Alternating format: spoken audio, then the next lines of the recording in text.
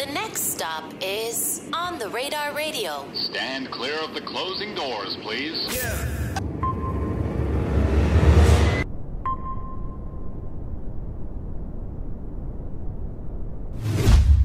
Yes, sir, baby. On the Radar Radio. Yo, special guest in the building. Ovrkast in the building. My guy. What's good? How you feeling, man? I'm straight. We were supposed to do this like a month or two ago. I got sick. You got COVID? I got the RSV virus. The what? It's some shit. It's like a respiratory thing. Oh, for real? I caught it like 2 days before. That's just like pain as like an artist. Like, it's just like, you can't do nothing after that, too. Yeah, I was trying, and my voice just like, it went like from this to like this. I couldn't even like. This was in like December, right?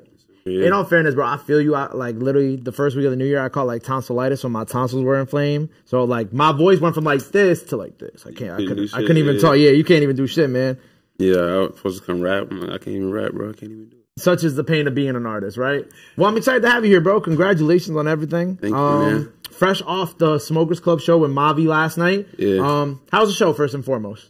It was fun. It was one of the funnest ones I had. It was like a real mosh pit I created at the end of the show. Fire, man. I came out rapping, as always, just came out, spitting bars, and then towards the end of the show, I switched it up, and it was just going crazy. Niggas was, like, hitting each other. Wait, like, for niggas, real? No, it got crazy at the end. Like, people was, like, pushing and hitting, and, like, the song Shut Up speeds up at the end. Yeah. And, like, it, like, double time, and they were, like, going crazy. It was crazy. It was fun. It was just, like, a good experience for sure. Fine, man. Well, that's a good show. And you know what? You and Mavi, obviously, you guys have worked together in the past on records or whatnot. But what is, like, the beginning of, like, the you and Mavi friendship? Like, what does that start at? Shit. Through the internet. You know Kick? Remember Kick? It was on Kick. I met that nigga on Kick, yeah. Like, on some childhood, like, I made beats, he rapped, he wanted to find somebody who made beats. And, like, we just locked in. Before, like, anything, there was no scene, there was no, like, it was just, like, niggas making beats, niggas rapping. And you use Kick to communicate? Yeah, Kick group chat. Yeah. I ain't gonna lie, I thought, like, Kick was, like, only for, like, when you was trying to bag something. For real. It was a mixture. I feel like I only ever talked to shorties on Kick when I had it when I was in high school. It was a mixture. It was like that, or it was like group chat. Group chat. Yeah, I met him through a group chat, and it was just like. I think they tried to turn. You had AIM. Well, no, Kick was like after AIM, bro.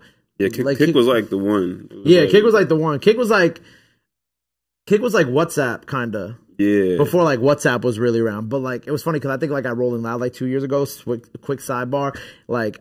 I think it was the last New York City Rolling Loud. Like, Kick had a booth, and I'm like, what is Kick doing here? To like, what are they promoting? And I think they like fake turned Kick into like a dating site. Too. That makes sense. Which definitely makes hella sense. But Kick had a lot of weirdos, a lot of pedos and shit. Definitely had a lot of like, a lot of oddballs. Yeah. You get into like the wrong group chat, and then there's just some weird ass fucking people. Weird ass motherfucker. But that's where a lot of artists was at when I was a kid. A lot of art on the internet. So I was like, it was like it wasn't iMessage and it wasn't like so you didn't.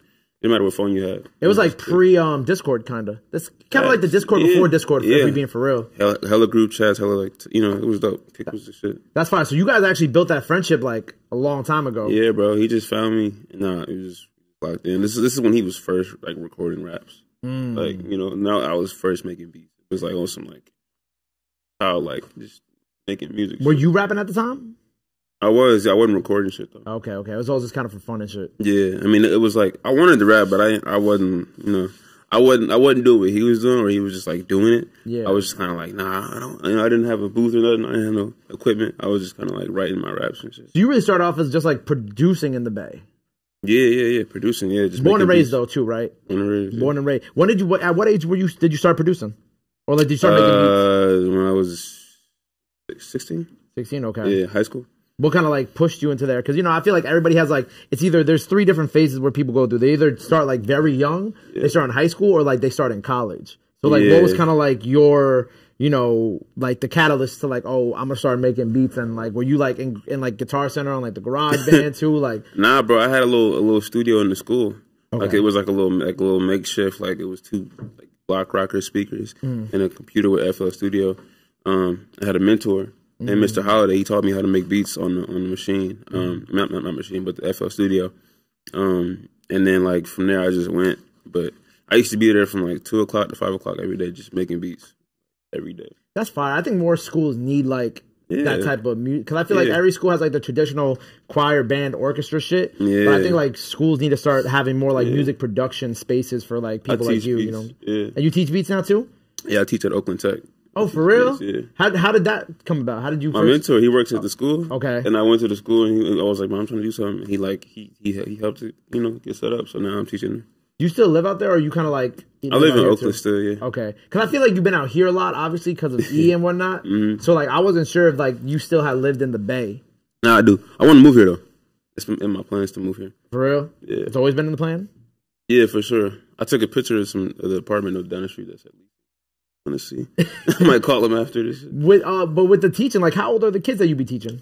They're like 16. Okay. No, they're like 14 and like 17. But they 5. I got this one student named Raymond. He's so hard, bro. What's his producer name? Ray Made Glory. Ray Made Glory? Yeah, Ray Made Glory. Ray Made Glory. Shout out Ray Made Glory. Shout out Ray, boy. You going up, boy? Send me some beats, bro. Send OT he hard, bro. Send OT on some beats. Yes. Yeah, he hard. Well, that's cool. So, like, when did like you decide that you wanted to also be like the artist too? What you mean? Like, be a rapper too? Oh, I mean, I always knew for sure. Like, I just never recorded or rapped. Like, I always had like writtens in my phone. Cause I was rapping first, but I wasn't like recording. So then when I made beats, it was like beats was like cool because I already had a background. I was into like knowledge and on band camps and Obliv and Twami. Like I was on all these dudes' band camps, like studying like beat making. Yeah. And Dilla and shit. And then once I had it in front of me, I was just making beats. Just like doing the work. And then like rapping kind of just like it just kind of met. Yeah. That's fire. So when you first started, do you remember your first song? Recorded, yeah. I was rapping though, but I wasn't like I didn't have like the cadence. I didn't have like the it was amateur. But I remember just playing around. I was dead serious, but it was like not that good. And how long you been rapping for now? Like officially, like actually, like taking it serious since like 6-7 years. Okay. Yeah. Well, I guess I'd say like really really serious. Like for my standards, like 2 years. Right. But like before that, I was kind of just like recording here and there, or just trying to, playing around with it. Yeah. Well, I feel like that transitions into perfectly what I'm about to ask you because like you just dropped Reset last year, right? Yeah. And then I also have written down that the last project before that was Try Again, the deluxe version, right? You said like 2 years seriously, right? We're in 2024, but the timeline kind of that fits. Where Reset, like obviously the name kind of speaks for itself. Exactly. The reset of Ovrkast, the music you're making, so on and so forth. But why the reset now? Like, what was kind of like going through your head when you were making that EP to kind of bring things back, like, or I think change it around? It was just like naturally, I was just growing naturally. Like, and it was like I couldn't control it. It wasn't even like a thing like I'm gonna like make a reset. It was kind of just like, oh, it's just happening. Like I'm doing different kind of beats. Like, I'm doing kind of different kind of styles. I'm pushing myself in different directions.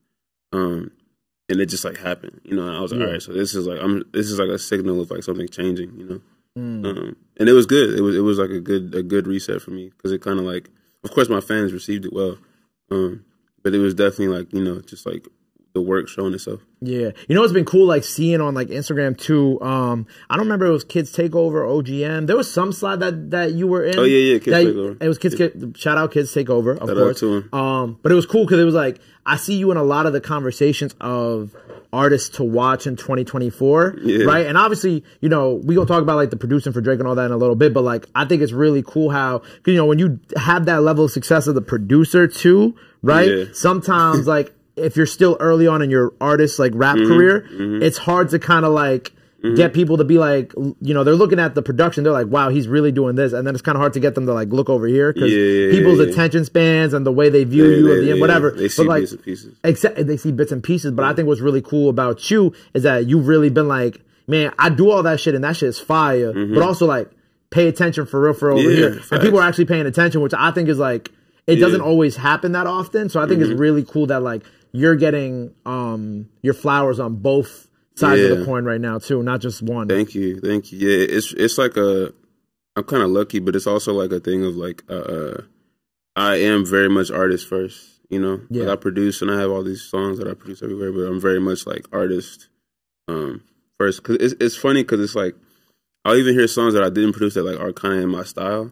And I'm like, damn, like it kind of goes that far. It's like even beyond me, because like I don't hear like rappers in my style of rap, but it's like I hear production in my style, and it's kind of like, damn, this is kind of like so big that it's like out of my what I can like even like fathom. But it's cool because it gives me more of a playing field, Right. Like I have my own place to kind of like push my, I don't gotta like rap on some other nigga kind of beat, you know, or like be in somebody else's like zone to kind of be valid. I got my own thing, so it's cool. Yeah, you got your own thing going on. With that being said, before that, I also like I love the record with you and Pink Siifu too.